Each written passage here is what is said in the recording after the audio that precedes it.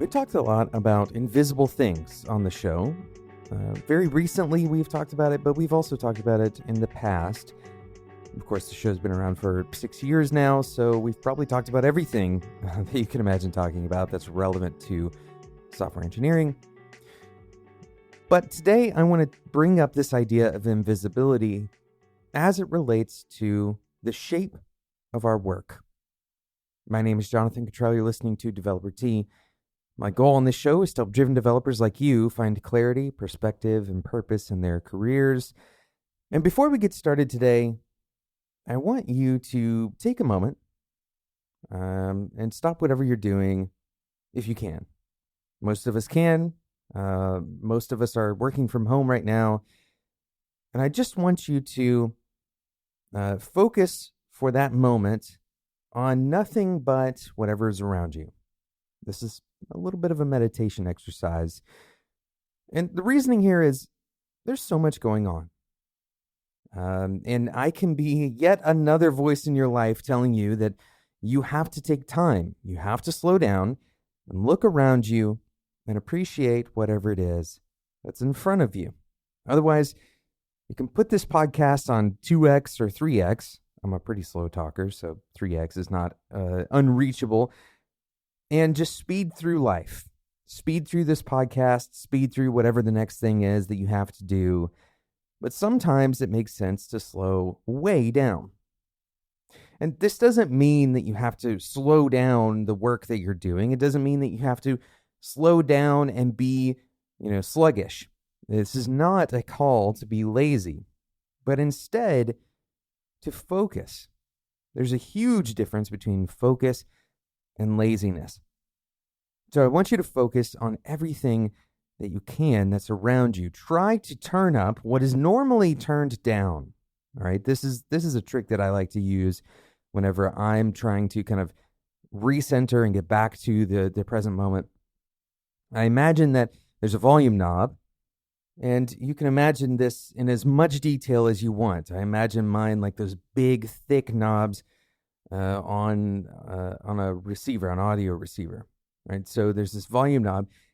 And when I sit down to do this focusing exercise, I like to turn that knob up. And when that happens, not only does the volume go up, I hear everything around me. I'm focusing on every small sound, not trying to dissect it, but just kind of listening and hearing everything.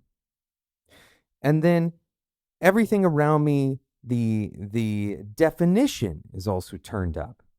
So a lot of the time, we're focused in on only one thing, or we're so preoccupied with a thought that the world around us kind of disappears. Speaking of invisible things, the world around us becomes invisible. Even the people around us, right? Our most important relationships, we can turn that dial all the way down to where we're kind of muting those people, sometimes even ignoring the most important people in our lives. So I want you to practice turning that dial all the way up, right? Being totally present in the moment. And what happens is that's going to drown out. It's not going to leave space for the preoccupation that so easily happens right now. It's not going to leave space for you to think about what's on the news. It's not going to leave space for you to think about what's happening in 2 weeks from now or what happened 2 weeks ago. Turning this knob all the way up is going to only leave enough space for you to process the high definition present reality around you. All right. So we're done with our meditation session today. I want to talk with you about the invisible shape of our work.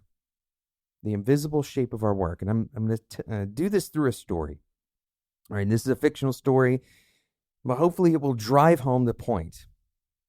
Imagine that we have our main character, Jane. Jane has decided that she's going to build a startup, and she's the technical co-founder. She starts by creating the kind of MVP that she has in her mind. She teams up with a non-technical co-founder, kind of a sales background person. And in a short couple of months, they have a launched MVP product. And this product does well at first. The sales engine is started up with the other co-founder, and they continue to build new features. These features have to roll out quickly, so sometimes there's a few corners cut, but overall, Jane is pretty happy with the way that she's built the technical side of things, and her co-founder is happy with the way that the product works. Everything seems perfectly fine. And so this train keeps on going. They continue to build new features, Jane being the sole developer on the team, until they get to a breaking point when they realize that they're gaining enough customers, there's enough demand, they're starting to need to scale, and Jane doesn't really have the experience scaling beyond this very simple application development that she has done in the past. She has a lot of vision for how it might happen, but she doesn't have the expertise when money is on the line. So Jane and her co-founder say, well, it's time to hire our first developer. So they go out and they hire a developer after an exhaustive search. Of course, throughout this whole time, Jane has continued adding new features. But of course, because of the job search, Jane hasn't had a lot of time to pay attention to the quality of the code base as much as she used to. So the most recent commits have been a little bit lower quality, not as much documentation, but still overall the product is reliable. So the new developer comes in, and this developer is kind of an intermediate level developer, looking to grow into that lead developer role, but not quite there yet. And so Jane is doing some mentoring. And what's immediately apparent is that this engineer that's come onto the team doesn't totally understand the product. Now, it's no fault of this engineer. The product is brand new. They've never seen the code base before. But on top of that, and this is the critical factor, Jane was only one person. There was no review of the code as Jane was developing it. And this is a very common thing. There's a huge amount of technical property that Jane has been solely responsible for. And now the process of knowledge sharing begins, and all of the kind of cohesive mental models that Jane may have had in her head when she built the software to begin with were unchecked. They didn't have any backdrop to go against. It all made sense to Jane, probably continues to make sense to Jane, but unfortunately our new developer, it doesn't make sense to them yet. Okay, so what do we do? Well, we start to talk about the parts that don't make sense. And as the new developer gets tasks handed to them, they start developing features. Maybe they do some pairing with Jane. Jane realizes the parts that are a little bit more confusing, but also this new engineer starts to pick up on some of the style that Jane has, and in fact can even emulate some of that style. So now there's a little bit of kind of shared brain space. Jane's style has become this new engineer's style, and vice versa. They are truly collaborating and building code together. I realize we haven't given the co-founder and the new developer names. We will call the new developer Brian. So Brian, he's no longer the new developer anymore. Now he's just a member of the team. But there's still some differences between Jane's and Brian's way of thinking. And because there's so much code that really doesn't need to be changed, but isn't necessarily something that Brian would have committed to the code base himself, well, there's some differences there. Right? There's still a gap. And the test coverage isn't perfect, so we start to see bugs popping up in the system, sometimes even in production. I know, it's unfathomable that we would ever have bugs in production, but it happens. It happens to everybody. So we end up with bugs in production, and now our customers are giving us feedback. Our co-founder is sending that feedback to Jane and asking what's going wrong, putting some stress on Jane about whether Brian was as good of a developer as they thought. And then Brian is getting stressed out because he is frustrated that Jane's code is, esoteric in these particular areas, but they don't have time to fix it. And now it's time to hire a new developer because they have more demand and it's time to build new features. So they need to be able to maintain this code base. They need to assimilate a new developer, and they're already experiencing some issues when the new developer signs on. We'll call the co-founder Stephanie, and we'll call this next developer. We have Brian, we have Jane, and then the third developer on the team, we'll call him Danny. Danny joins, and Danny has a little more DevOps experience. So Danny comes in, and he's going to try to build a DevOps pipeline, but that's going to require some refactoring. And as Danny joins on, Danny, Jane, and Brian, they all meet. They want to develop some best practices. They want to create some rules, some guidelines, a way of controlling this system so that we don't have terrible events happening. We've had a few close calls, luckily nothing that's taken the business out, but it's important for us to protect things. So they set out to do that. How do these best practices get developed? How did they come about? How did they get solidified? That's what we're going to talk about in the next part of this episode, right after we talk about today's sponsor, Listen Notes. Listen Notes is a brand new sponsor to Developer Tea, but it's going to become one of my favorite tools on the internet. And that's because it is a perfect search engine for over 91 million episodes of podcasts, all kinds of podcasts you've never heard of, but certainly podcasts you have heard of, like this one. This search engine is incredibly detailed, lots of metadata to search through, but here's the killer feature that I want to talk about today.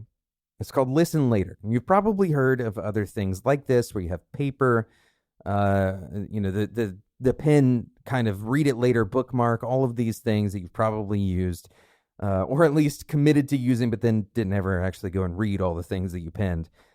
But here's the way this one works. This is really a genius way to listen to podcasts later.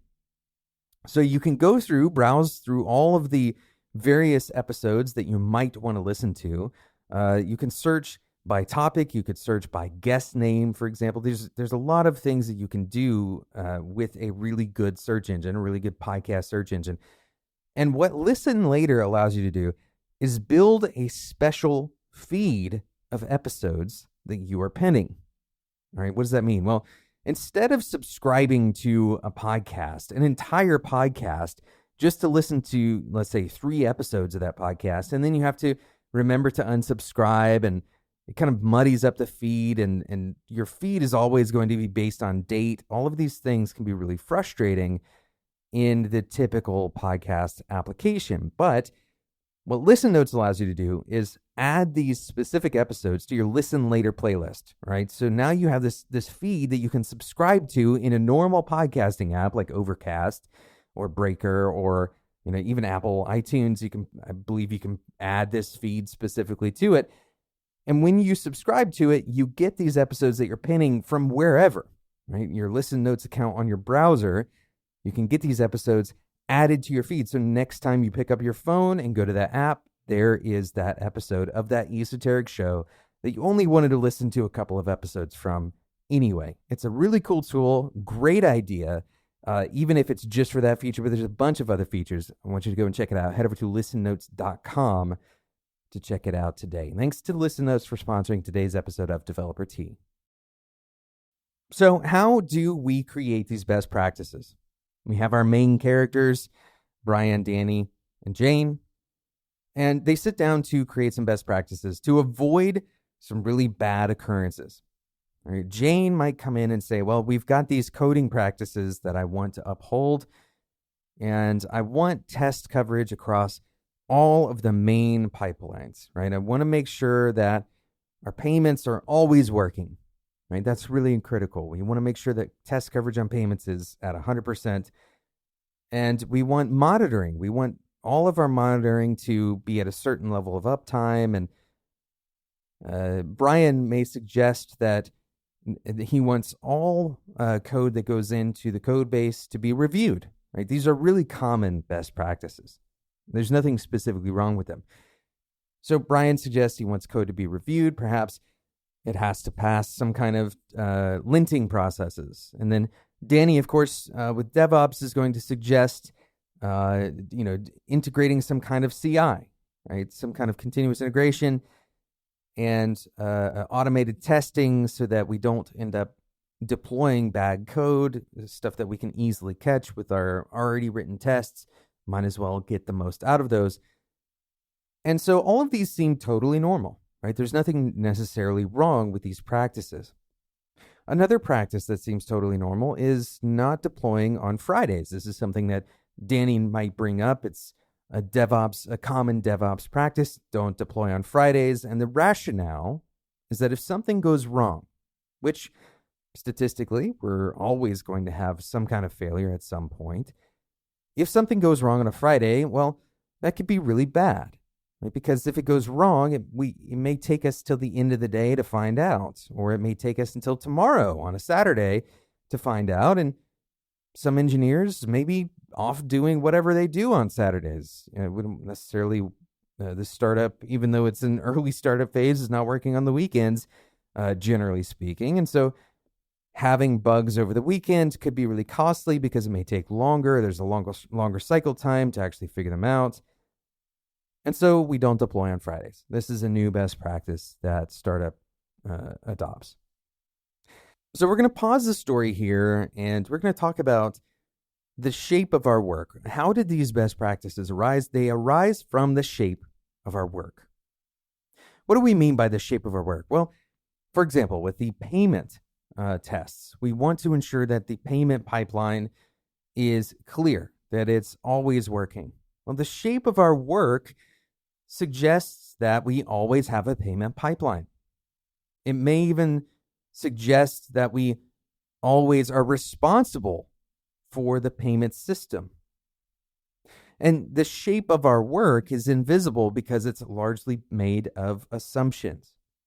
We can kind of make out the shape of our work as it relates to these best practices by asking, what would make this practice unnecessary? What would make this, not why is this practice needed, right? We need our payments to be online, or we need that pathway to always work. We need CI to always be passing. We always need review on code because we want reliable systems. Everybody wants reliable systems. That's not a revealing answer. A revealing answer is, what would make this practice unnecessary, right? We don't need tests on our payment platform because we are not responsible for processing payments. So the shape of our work begins to emerge when we ask this question. We don't need PR approval if we are always pairing.